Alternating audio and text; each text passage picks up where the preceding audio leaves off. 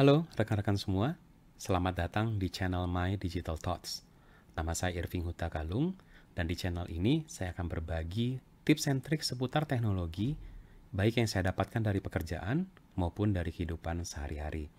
Jadi, jangan lupa untuk subscribe di channel ini dan aktifkan juga notification, supaya rekan-rekan mendapatkan notifikasi ketika ada video-video terbaru. Jangan lupa juga berkunjung ke blog saya di irving.web.id untuk mendapatkan update-update terbaru.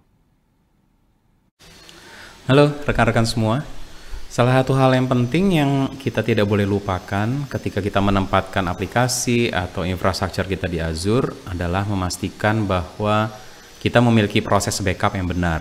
Nah, di Azure sebenarnya sudah kita sediakan fungsi yang kita sebut namanya Azure Backup. Dan Azure Backup ini bisa membackup banyak hal ya, mulai dari yang simple seperti virtual machine, hingga ke database dan storage dan lain-lain.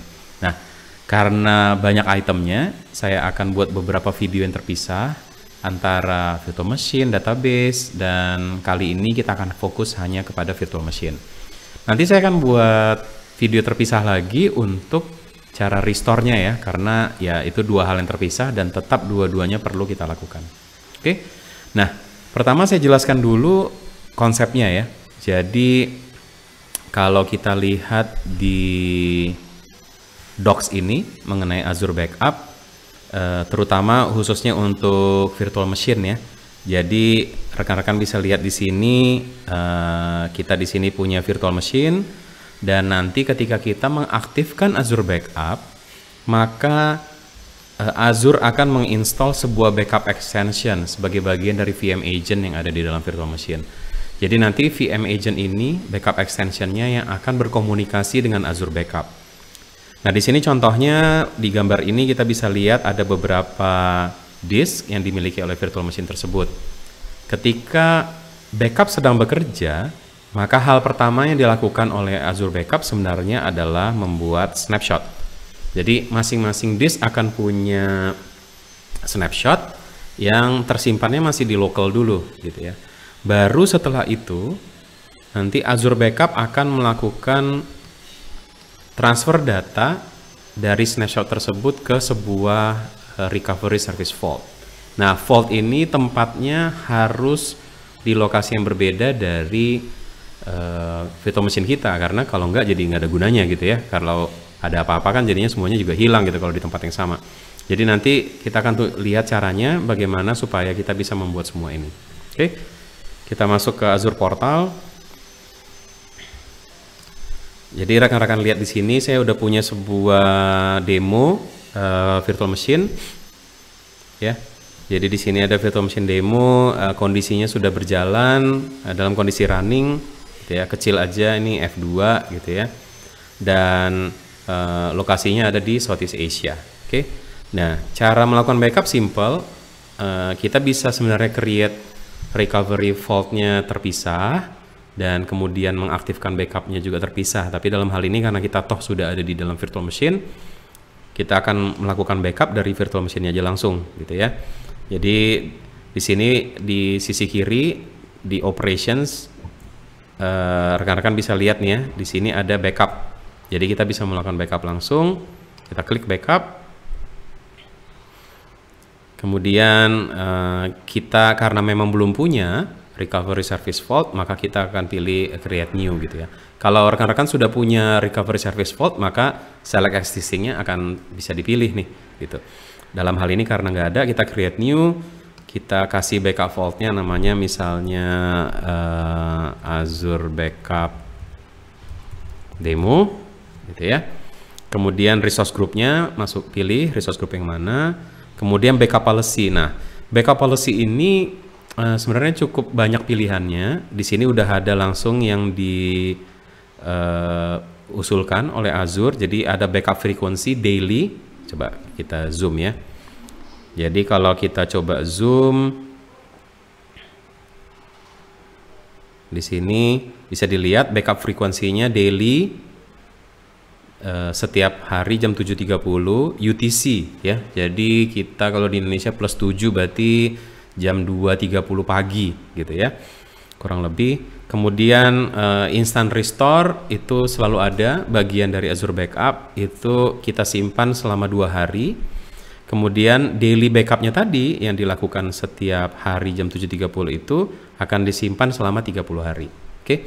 Nah, kita lihat sama-sama dulu ya. Apa sih sebenarnya policy-nya pilihannya? Kita bisa edit di sini. Policy-nya kita bisa kasih namanya apa gitu ya, daily policy, frekuensinya ada di sini. Jadi frekuensi ada beda-beda ya, ada daily sama weekly. Oke.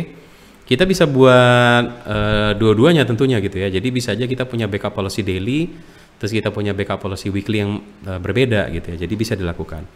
Kita simpan tadi di sini instant restore-nya itu selama 2 hari, tapi daily backup-nya sendiri disimpan selama 30 hari. Oke, jadi kita bisa punya definisi yang berbeda gitu ya antara weekly dan daily. Kemudian kita bisa tentukan weekly-nya mau disimpan berapa lama. Kemudian kita tentukan monthly. Monthly ini berdasarkan apa yang ada tadi gitu ya. Jadi kita punya backup daily tadi, ini bisa day based gitu ya.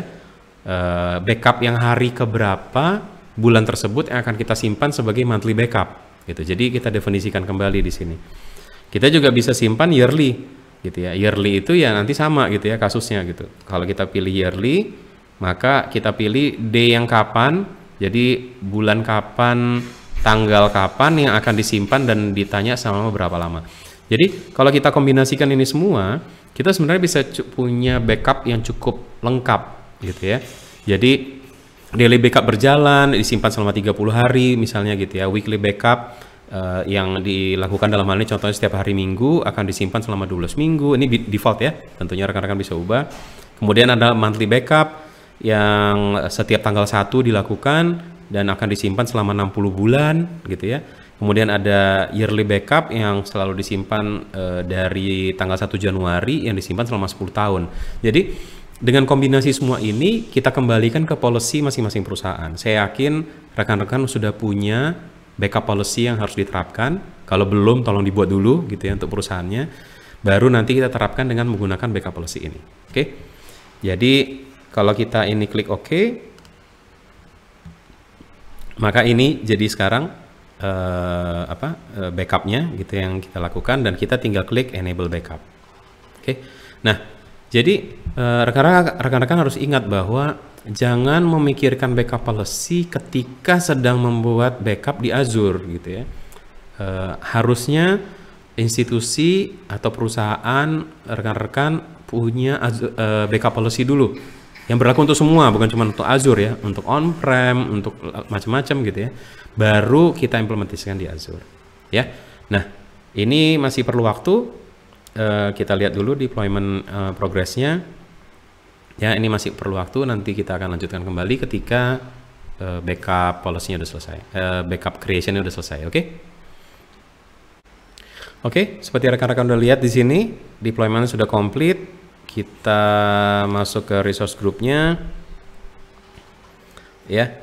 Kita bisa lihat di sini sudah ada recovery services vault. Kita bisa klik masuk Azure Backup Demo ya tadi ya. Nah, di sini kita bisa masuk ke bagian backup. Backup items ya. Ada satu di sini Azure Virtual Machine yang sudah tercantum, ada satu backup itemnya, kita klik. Nah, kita bisa lihat ya.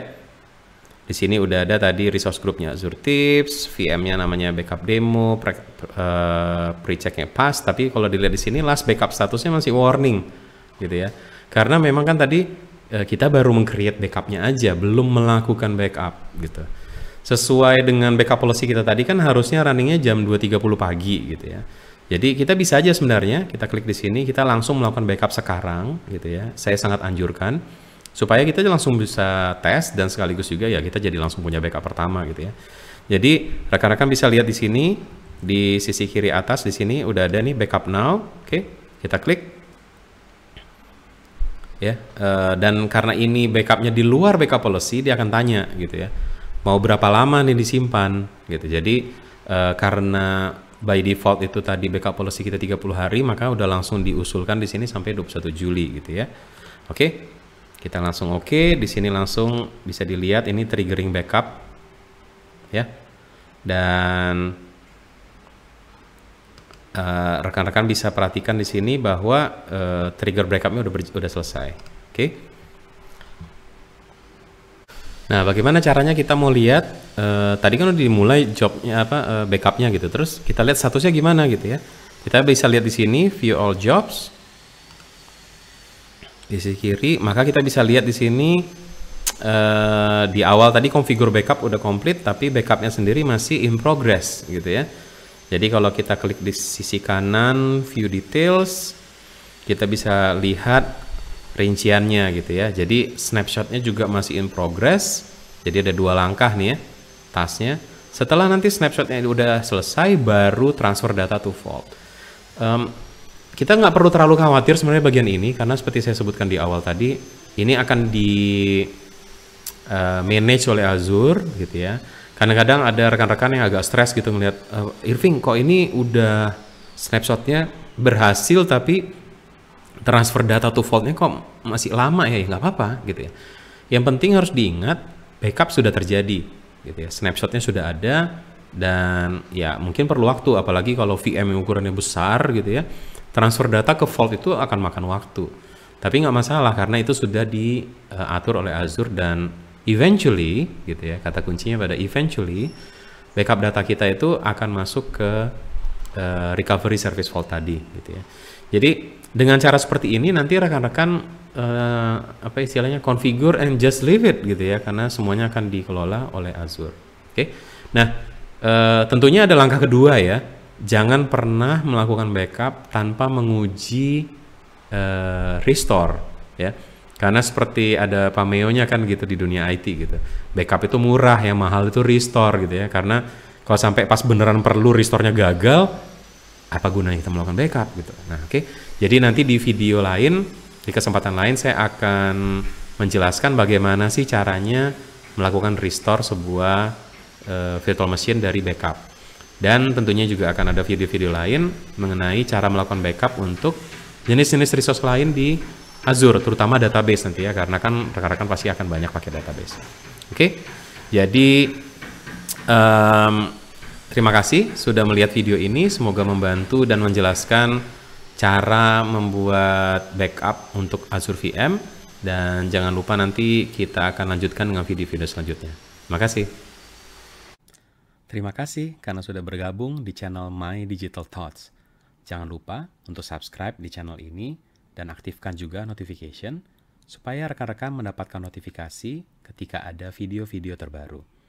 Jangan lupa juga untuk berkunjung ke blog saya di irving.web.id.